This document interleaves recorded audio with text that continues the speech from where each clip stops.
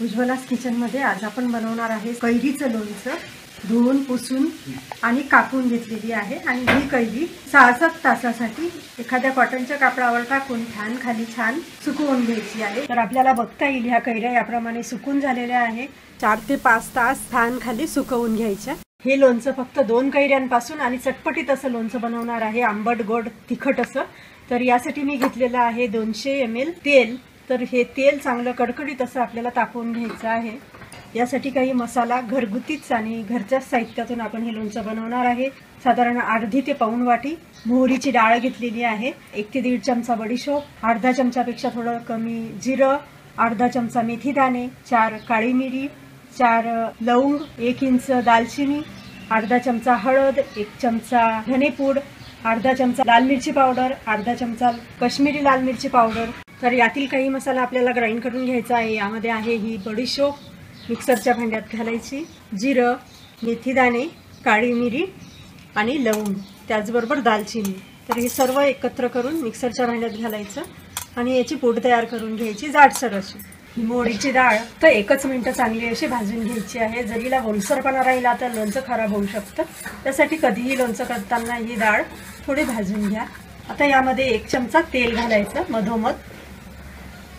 तेल थोडं गरम होऊ द्यायचं। तेल गरम झालं की यामध्ये आपण जाडसर कुटून घेतलेला मसाला यामध्ये घालायचा। गॅसची फ्लेम कमीच ठेवायची मात्र ही सर्व प्रोसेस करेपर्यंत। आणि हा मसाला थोडा परतवून झाला की लगेच गॅस बंद करायचा। आता यामध्ये घालायची हळद, लाल मिरची पावडर, काश्मीरी लाल मिरची पावडर, धनेपूड आणि 1 चमचा साधारण हिंग।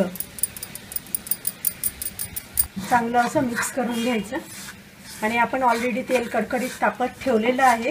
तर ते तापल्यावर गॅस बंद करायचा आणि ते तेल खूप छान गार होऊ द्यायचं आहे आणि हा मसालाही गार होऊ द्यायचा।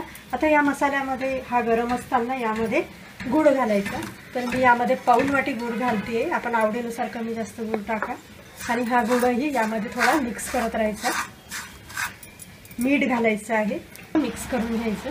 आणि आता हा सर्व मसाला आणि आपण जे तेल गरम करून घेतलेलं आहे तेही चांगलं गार झाल्यावरच आपल्याला या कैऱ्यांमध्ये घालायचं आहे। तर आता हा तयार करून घेतलेला मसाला गार झालेला आहे। गार झाल्यावरच या कैरीमध्ये घालायचा।